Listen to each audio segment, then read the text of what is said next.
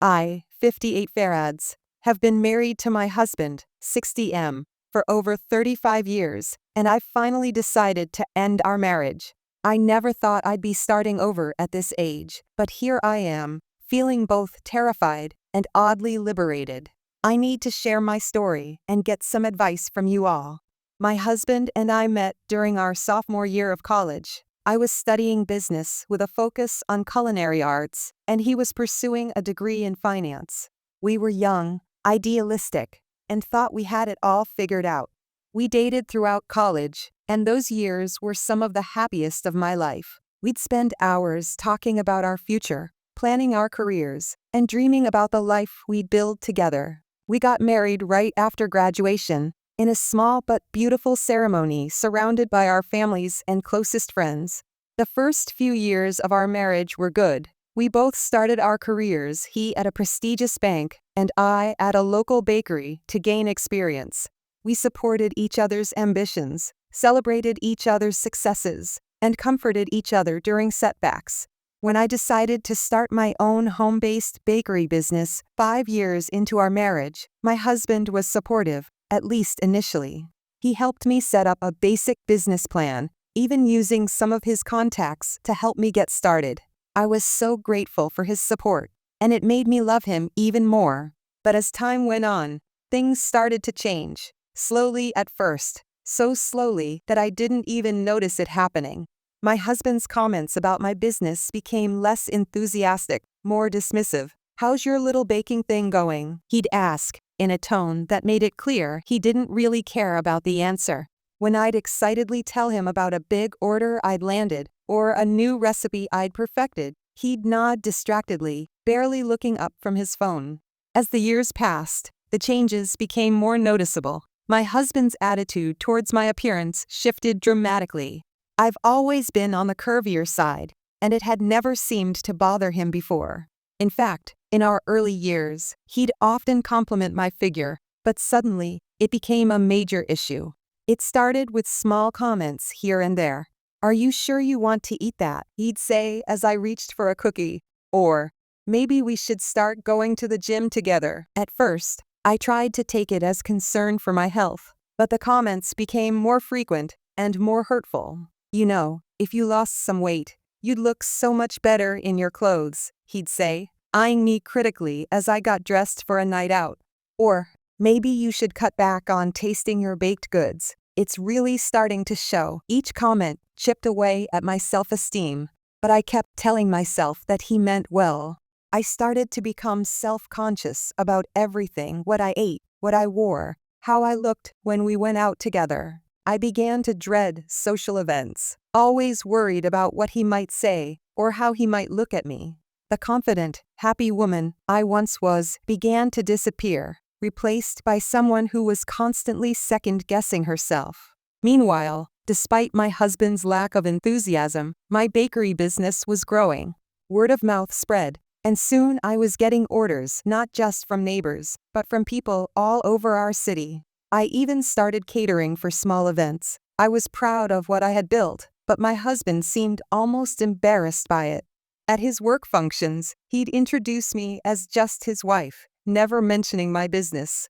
When I brought it up, he'd say, "They don't need to know about your little baking thing. It's not like it's a real jobs."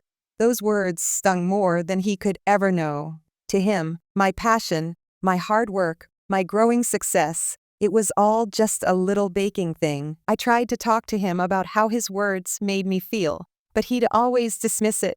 "I'm just looking out for you," he'd say. "Don't be so sensitive.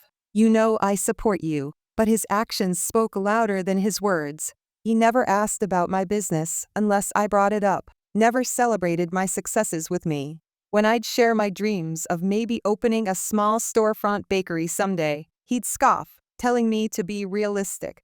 Our intimate life suffered too. I began to feel self-conscious about my body, always trying to hide under the covers or turn off the lights.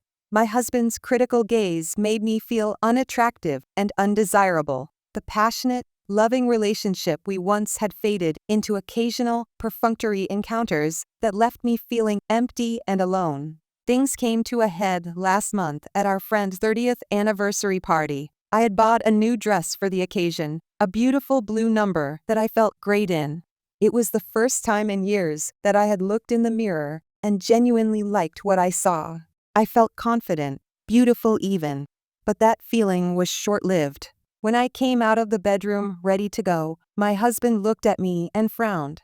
"Are you really wearing that?" he asked, his voice dripping with disdain. "It's a bit tight, don't you think? Maybe you should wear something looser. You know, something that doesn't show everything." I felt like I had been slapped. All the confidence I had felt moments ago evaporated. I looked down at myself, suddenly seeing all the flaws he seemed to see. But a small part of me, a part that I thought had long since been silenced, flared up in anger. "I like this dress," I said, my voice shaking slightly. "I think I look good in it." He sighed, looking at me like I was a child who just didn't understand. "Honey, I'm just trying to help you avoid embarrassment. You're not as young as you used to be. You can't pull off dresses like that anymore." I wanted to argue, to defend myself, but years of criticism had worn me down. I changed into a different outfit, one that I knew he'd approve of, even though it made me feel frumpy and old. At the party, I tried to enjoy myself, chatting with friends and congratulating the happy couple, but I couldn't help noticing my husband's wandering eyes. He kept looking at the younger, slimmer women in the room, barely hiding his admiration. I saw him chatting animatedly with a young woman from his office, laughing at her jokes and leaning in close to hear her over the music. I felt invisible, like I wasn't even there. After about an hour, my husband came up to me, his face set in a scowl. "We're leaving," he said abruptly. Confused, I asked, "Why?" "The party's just getting started." That's when he said it, loud enough for people nearby to hear. "Because I'm embarrassed to be here with you. Every other man here has a beautiful, well-shaped woman by his side, and I'm stuck with you." The room seemed to go quiet, though I'm sure that was just in my head. I felt like all the air had been sucked out of my lungs. I looked around, seeing the shocked faces of our friends, the pity in their eyes. In that moment, something inside me broke. Without a word, I grabbed my purse and walked out. I didn't even wait for him to follow. I just got in the car and drove to my sister's house, tears streaming down my face the whole way.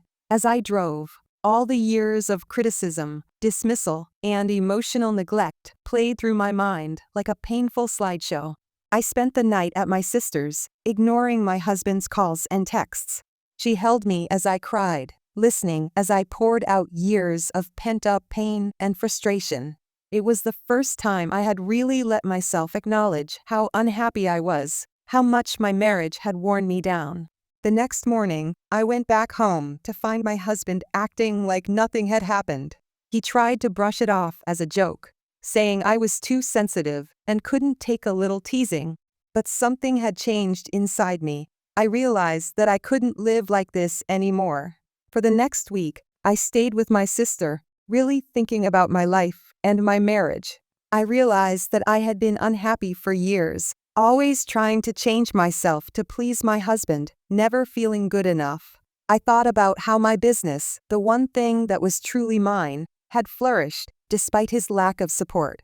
I thought about how I felt when I was around my friends and family versus how I felt when I was with him. I also did a lot of research. I read about emotional abuse, about gaslighting, about the toll that constant criticism can take on a person's psyche. So much of what I read resonated with me, and it was both painful and liberating to put a name to what I had been experiencing. I talked to a therapist who helped me see that what I was feeling was valid, that my desire for happiness and respect in my relationship wasn't selfish or unreasonable. She helped me understand that staying in an unhappy marriage wasn't doing anyone any favors, not me, not my husband, and certainly not our adult children who had grown up watching our dysfunctional relationship. And then, last Friday, I made my decision. I went back to our house, sat my husband down, and told him I wanted a divorce. He was shocked. "You're overreacting," he said. "It was just one bad night. We can work this out." But I stood my ground. It wasn't just one night, I told him. It's been years of you making me feel worthless, of you being ashamed of me and my work. I deserve better, and I'm choosing to give myself better. He tried to argue, to promise he'd change, but I had made up my mind. I told him about the therapy sessions, about the research I'd done. I told him how his words and actions had affected me over the years. For the first time in a long time, I felt strong, sure of myself and my decision. I'm not asking for your permission, I said. I'm informing you of my decision. I want a divorce. The look on his face was a mixture of shock, anger, and something else, fear, maybe. For the first time, he seemed to realize that he might actually lose me. But it was too late. I had already lost myself in this marriage, and now it was time to find myself again. I packed my things and moved in with my sister temporarily. I've contacted a divorce lawyer, and we're starting the process. It's scary and overwhelming, but also strangely exhilarating. For the first time in years, I feel like I'm in control of my life. Now, a week later, I'm sitting here in my sister's guest room, wondering if I've made the right choice. On one hand, I feel relieved, like a weight has been lifted off my shoulders. I'm excited about the possibility of living life on my terms, of not having to constantly worry about being judged or criticized. I'm looking forward to focusing on my business without feeling guilty about it. But on the other hand, I'm terrified. I'm 58 years old, starting over after 35 years of marriage. What if I'm making a huge mistake? What if I can't make it on my own? What if I end up alone for the rest of my life? I keep second-guessing myself. Maybe I should have tried harder to make it work. Maybe I'm throwing away decades of history over one bad incident. Maybe I'm being selfish. The voice of self-doubt that my husband cultivated over the years is still there, whispering these fears to me. My family and close friends are supportive, telling me I'm doing the right thing. My sister has been my rock through all of this, reminding me of who I used to be and encouraging me to rediscover that woman. My children, now adults themselves, have been surprisingly understanding. They've told me that they just want me to be happy, and that they've seen how unhappy I've been for years.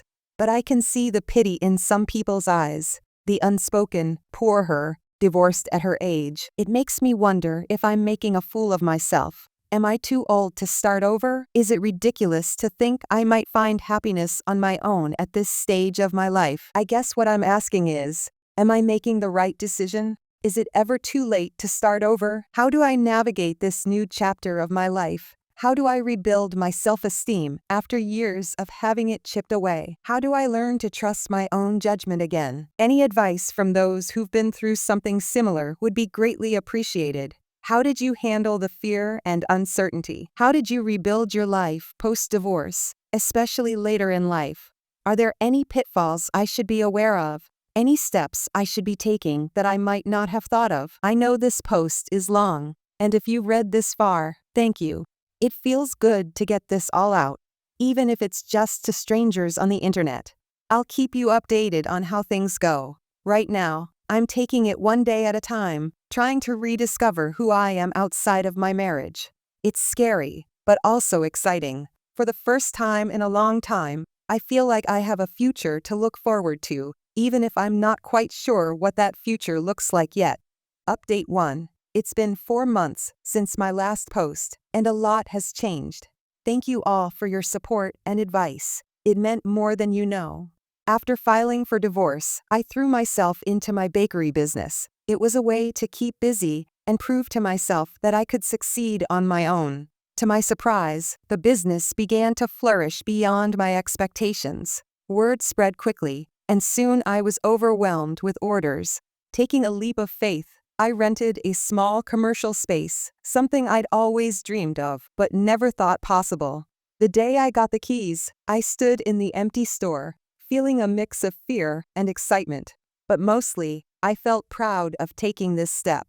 The grand opening was a success. Friends, family, and even strangers lined up outside. Since then, business has been steady and growing. I've even hired 2 part-time employees. It's hard work, but I go to bed each night feeling fulfilled.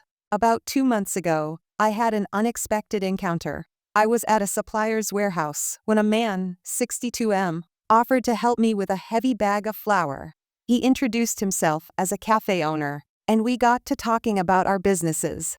Before I knew it, an hour had passed, and he asked me out for coffee.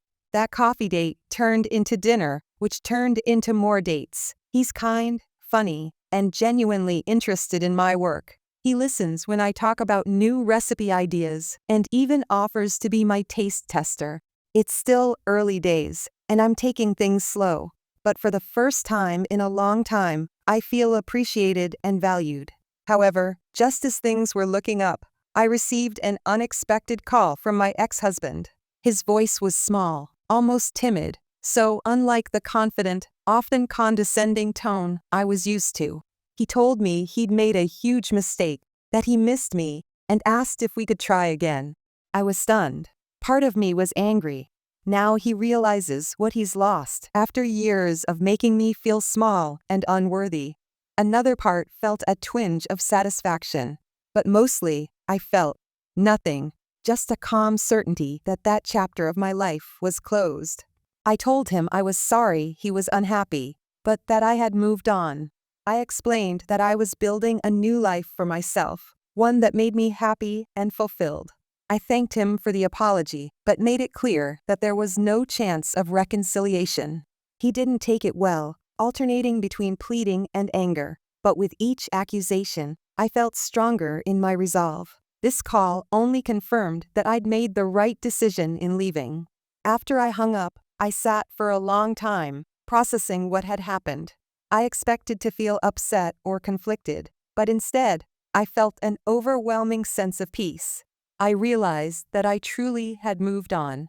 That evening, as I got ready to meet my new friend for dinner, I caught sight of myself in the mirror. The woman looking back at me was smiling, confident, with a sparkle in her eye that had been missing for far too long.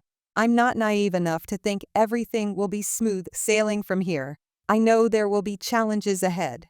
But for the first time in years, I'm excited about the future. I feel strong, capable, and worthy of happiness. To those in a similar situation, wondering if it's too late to start over, it's never too late. Yes, it's scary. Yes, there will be doubts, but you are stronger than you know, and happiness is possible at any age. Thank you all again for your support. I'll keep you updated as this new chapter of my life unfolds. Update 2. It's been a month since my last update, and I find myself in an unexpected situation. Thank you all for your continued support. Last week, my ex-husband asked to meet in person. After discussing it with my sister and C, my new friend, I agreed to meet at a quiet cafe downtown. When I arrived, I barely recognized him. He seemed smaller, defeated. As we sat down, he began to speak. "I've been doing a lot of thinking," he said. "I realize now how terribly I treated you. I belittled your dreams and made you feel small. I'm so sorry." I listened silently, my emotions a mix of anger, pity, and unexpected sadness. He continued, "I've been miserable without you. The house feels empty. I miss your laugh, your smile, even the flower handprints you'd leave everywhere." Then came the question I'd been dreading. Is there any chance we could try again? I promise I've changed. I've been seeing a therapist. Please, can we start over? I was stunned. Seeing him like this, hearing the sincerity in his voice, it shook me more than I'd like to admit. For a moment, I remembered the good times we'd shared. But then I thought about the years of criticism, of feeling worthless. I thought about how it felt to finally stand on my own, to build something I was proud of. I thought about C, and how he made me feel valued. I took a deep breath. "I appreciate your apology," I said, "and I'm glad you're working on yourself, but I can't go back. Too much has changed. I've changed." His face fell, but I continued. "I've built a new life for myself. I'm happy, truly happy, for the first time in years. I have my bakery, new friends, and I'm starting a new relationship. I can't give that up." "But we have history," he argued. 35 years of marriage.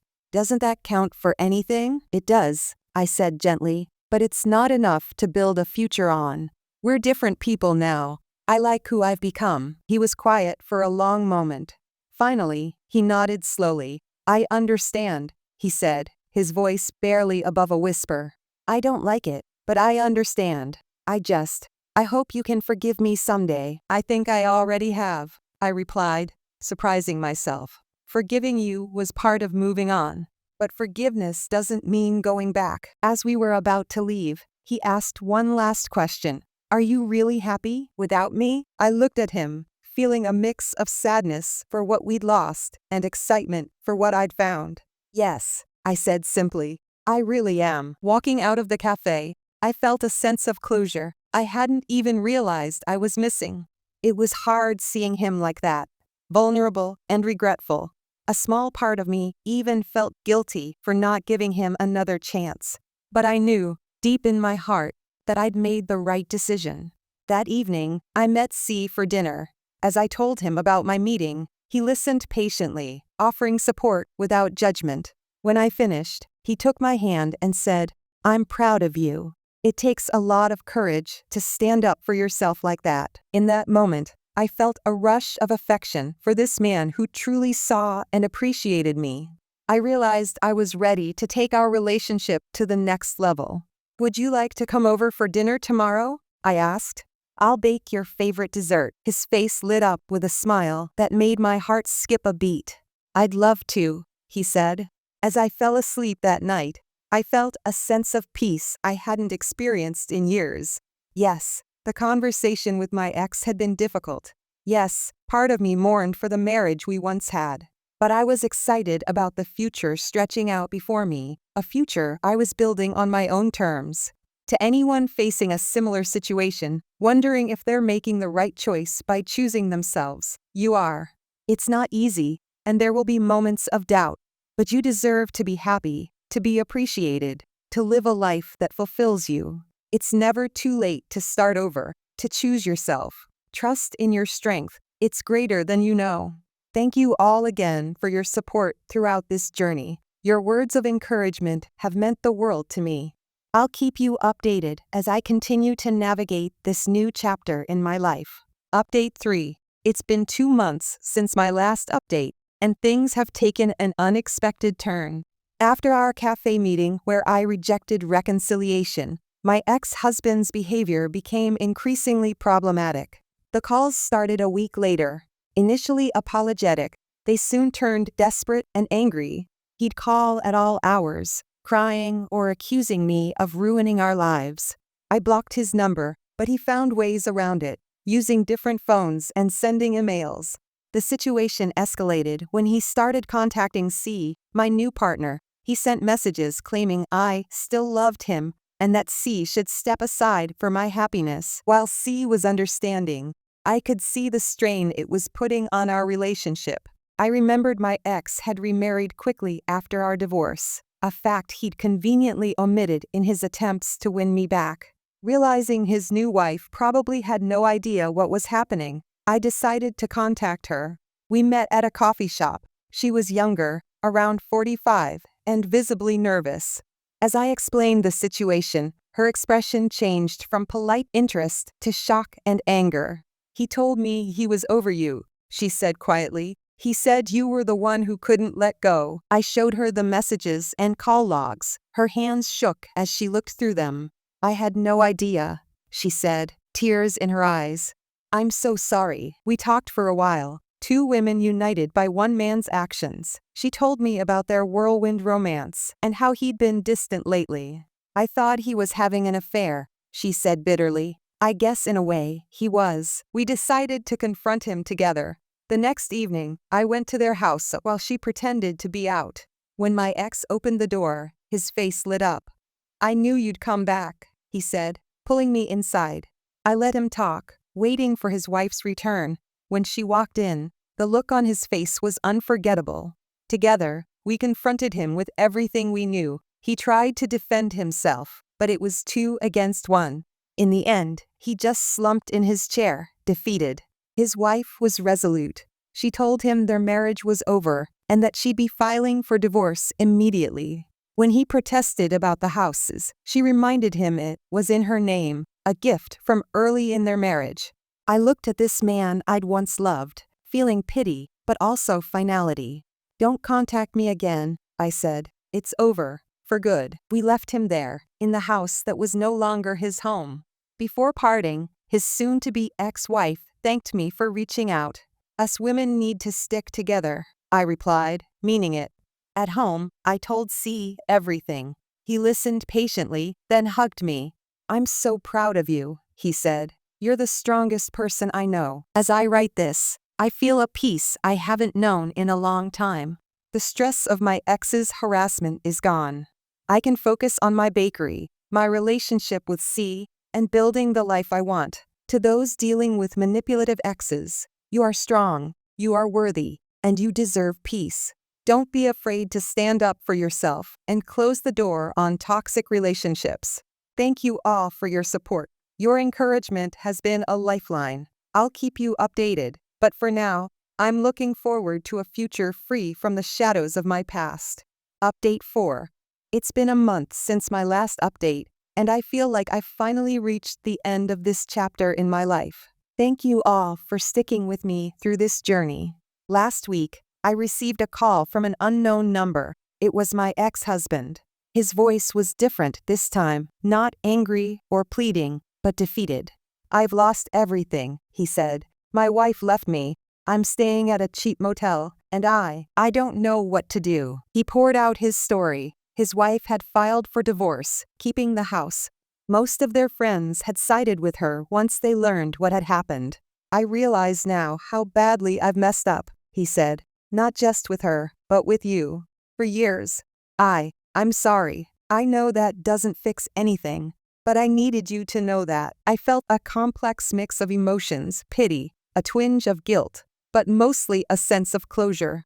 "I appreciate your apology," I said finally. "I hope you can use this as an opportunity to reflect and grow. But I need you to understand that this is the last time we can talk. For both our sakes, we need to move on." There was a long pause before he softly said, "I understand. Thank you for everything. Goodbye." As I hung up, I felt a weight lift off my shoulders. It was truly over. C has been my rock through all of this. When I told him about the final call, he held me close and said, "I'm here for you, whatever you need." His support has shown me what a healthy relationship truly looks like. My bakery is thriving. I've hired 2 more employees, and I'm considering opening a second location. It fills me with a sense of pride and purpose I never felt in my marriage. Last night, C surprised me by asking, "How would you feel about us moving in together?" I was taken aback at first. After everything I've been through, the idea of such a big step was a little scary. But as I looked at C, I realized that I wasn't afraid of committing to him. I was afraid of losing myself again. This morning, after some reflection, I called C. "Yes," I said. "Let's move in together." I could hear the smile in his voice as he replied, "I can't wait to start this new chapter with you." As I write this final update, I'm filled with hope for the future. I know there will still be challenges ahead, but I feel equipped to face them. I've learned that it's never too late to start over, to demand respect, to chase your dreams. To everyone who's followed my story, thank you. Your support has meant more than you know. To those in a similar situation, please know that you deserve happiness. It's not always easy to leave a bad situation, but you are stronger than you think. As I close this chapter of my life, I'm excited for what the future holds. My bakery, my relationship with C, my rediscovered self-confidence. These are the ingredients for a sweet new beginning. Thank you all, one last time, for being part of my journey. Here's to new beginnings and the courage to choose happiness.